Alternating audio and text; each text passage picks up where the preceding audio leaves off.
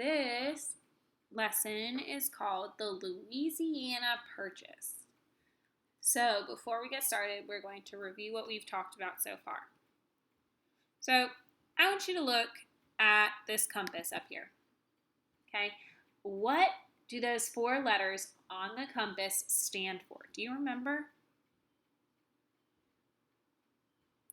N stands for north, E stands for east, S stands for south, and W stands for west. And you can remember it by never eat soggy waffles. You gotta make sure you do it clockwise or it don't work. So those letters are the 4 cardinal directions that we talked about before. Remember, cardinal just means that they are the most basic and the most important when we're talking about a map. I would like for you to look at this picture and tell me about where is the Mississippi River. Here, okay, and it comes out here. There's the mouth over here, and it comes like this, okay? So it's right around here. What about the Rocky Mountains? They're about here. What about the Appalachian Mountains? They're over here on this red line, okay? So during the time when Thomas Jefferson was president, the United States was the land east of the Mississippi River. So east, look at your compass, is going to be this way, okay?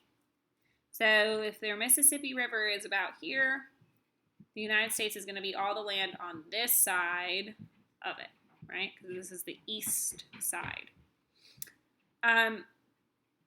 Where is the mouth of the Mississippi River? Yep, down here. Where is New Orleans? Right around the Mississippi, the mouth of the Mississippi, right?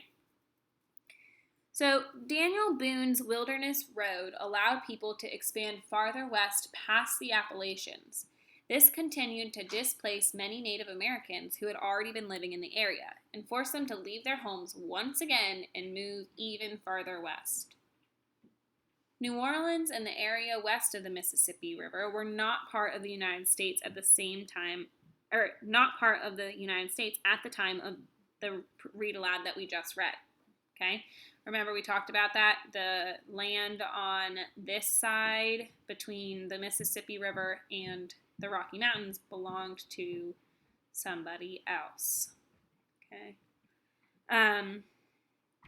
Why did President Jefferson want to buy New Orleans from Napoleon and France?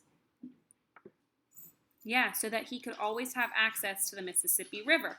And why was the Mississippi River so important? Because it helped them get food and supplies to and from the farmers who lived near the Mississippi, right? It made it easier for them. Who did Thomas Jefferson decide to send to France to talk with Napoleon about buying New Orleans? James Monroe. All right. So this is England over here, okay, in Europe. How did the Pilgrims and the English settlers who first came to North America travel there? Did they get on a plane? No, they used a boat, right? They went by boat.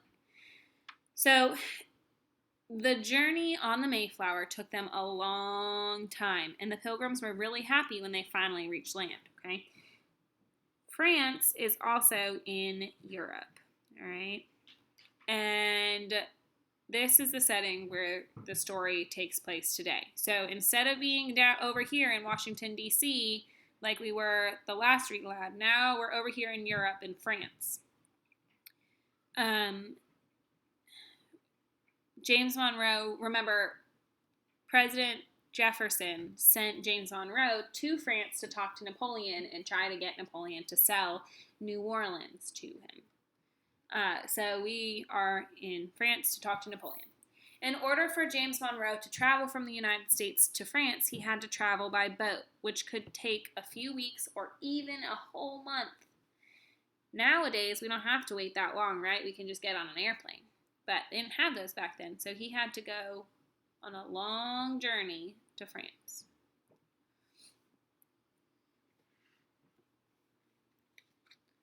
I want you to listen carefully to find out if James Monroe was able to buy the city of New Orleans from Napoleon for the United States.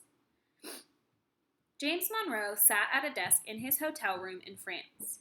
Monroe had been sent to France by the President of the United States, Thomas Jefferson.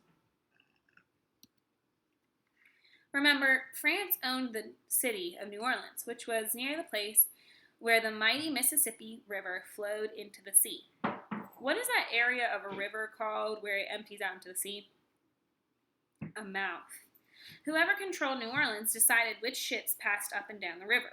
The land on the east side of the river was owned by the United States. The land on the west side of the river was owned by France, remember? So, orange was owned by the United States, and green was owned by France, including New Orleans. President Jefferson had told James Monroe, "I want you to go to France and offer to purchase or buy the city of New Orleans from Napoleon. Napoleon needs money to buy supplies for his soldiers and sailors who are fighting in a series of wars. If he will sell New Orleans to us, he will receive the money he needs, and we will gain control of the Mississippi River." James Monroe met with Napoleon in the French Emperor's palace in Paris, France. This palace was very different from the house in which the President, Thomas Jefferson, lived in Washington, D.C. Now, as James Monroe looked back on his meetings with both President Jefferson and the French Emperor Napoleon, Monroe thought, "President Jefferson's home certainly is different from Napoleon's home. Napoleon lives in a grand palace with fine wooden floors, half covered in thick carpets. The walls are bright with expensive wallpapers, and the furniture probably costs a lot of money. When Napoleon is dressed in the fanciest clothes and sits on that throne, he talks and everyone else listens because they are afraid of his power and because they hope he will do favors for him." So remember, Napoleon is an emperor and had powers like a king did, okay? And remember, the United States, they didn't want a king, they wanted something better, something that was going to be better for their country and that they were going to feel more represented in. But there are no thrones for Thomas Jefferson and no royal uniforms to make him look special. Sometimes visitors in the presidential mansion or large house don't even recognize President Jefferson. They think he's one of the servants until they are introduced to him. When he starts to speak, however, everyone listens, but not because they are afraid of him. They listen because he is a brilliant man with wonderful ideas. Monroe thinks that President Jefferson is really smart. He doesn't need thrones or royal robes in order for people to realize that he is a great man.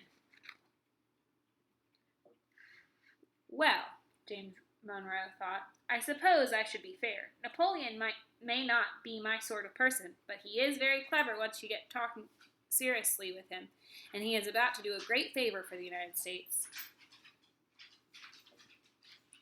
Monroe remembered his last meeting with Napoleon, during which Napoleon had told Monroe, I have thought over your president's offer to buy the city of New Orleans. I have decided that selling New Orleans to the United States of America will not bring me as much money as I need. Instead, I will sell you New Orleans and all the lands owned by France between the Mississippi River and the Rocky Mountains, which is called the Louisiana Territory. So, Napoleon said, I'm not going to just sell you New Orleans, because that won't give me enough money. But if I sell you New Orleans and all my green area, then I will have enough money. So, then he says, we will sell this land to you at a fair price. So did Napoleon want to only sell New Orleans? No! What else did he want to sell? All of his land that is to the west of the Mississippi River. So this side of the Mississippi River and to the east of the Rocky Mountains. Hearing this, Monroe realized with shock, that is as much land as there already is in the entire United States of America. Overnight, we could have a nation twice as big as it is right now. Do you think Monroe was excited or disappointed by Napoleon's suggestion? How do you know?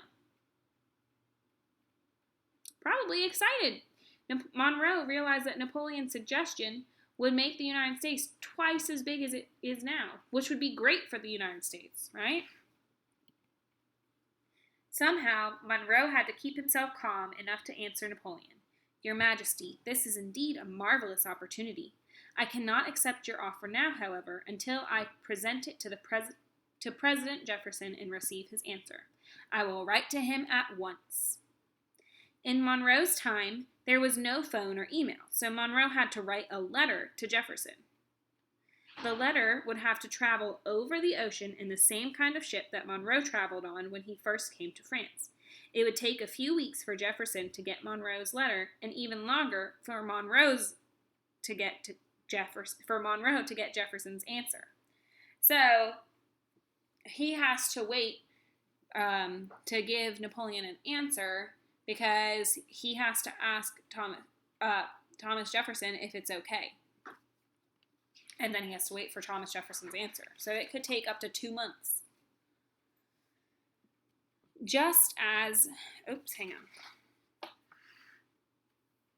Now sitting in his hotel room and remembering all this, James Monroe picked up his pen. I need to finish my letter to President Jefferson, he thought. And then I can send it to him by the first ship sailing across the ocean to the United States. When he reads it, the president is going to be very surprised. Why do you think he thinks Jefferson is going to be surprised? So let's see. Just as Monroe had expected, Thomas Jefferson was amazed when he read the letter. Jefferson thought, this is even better than I could have imagined. Not only will we be buying the city of New Orleans, but also the entire Louisiana territory.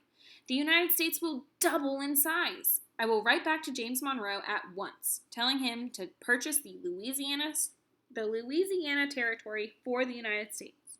He smiled. The timing could not be better. Then President Jefferson picked up his pen and began the letter instructing Monroe to seal the bargain with France, a bargain that would double the size of the United States of America. So, seal the bargain means that Jefferson wanted Monroe to accept Napoleon's offer and buy the Louisiana territory. So, when the United States bought the Louisiana territory from France, it was called the Louisiana Purchase. Because when you purchase something, that means you're buying it. So, this whole thing that we just read is called, like the name for that event is called the Louisiana Purchase. Okay? All right. Who did James Monroe meet in France in order to discuss the purchase of the city of New Orleans? Napoleon. Was James Monroe able to buy the city of New Orleans from Napoleon? Yes. What else did Napoleon sell to the United States? He sold the Louisiana territory to them also. So, I want you to point to the land called the Louisiana Territory, which the United States bought from France. This green part, all of this green part, that is the Louisiana Territory that Napoleon sold to the United States. What was the Louisiana Purchase? The Louisiana Purchase was the land called the Louisiana Territory that the United States bought from France. So it was just when the United States bought the Louisiana Territory from France. Was the Louisiana Territory a lot of land or a little land? It was a lot of land. How do we know that? We know that it was a lot of land because it doubled the size of the United States at the time. Why was the Louisiana Purchase significant for the United States? So why did it matter? Yeah, it doubled the size of the country and it provided more land for settlers to move and explore. It gave the United States control of the land to the west of the Mississippi River in addition to the land to the east of it. Right? Pretty cool. All right, word work. In the read aloud, you heard Thomas Jefferson say, I want you to go to France and offer to purchase the city of New Orleans from Napoleon. Say the word purchase with me. Whisper it, mouse voice it, monster voice it, however. Purchase. Purchase. Purchase. When you purchase something, you buy it. Here's it in a sentence. Jeremy went to the grocery store to purchase milk for his cereal. What kinds of things would you purchase at the grocery store? I want you to try to use the word purchase when you talk about it. What's the word we've been talking about? Purchase, exactly. To purchase means to buy something. All right. I hope you enjoyed this story, learning about the Louisiana Purchase. Talk to you next time. Bye.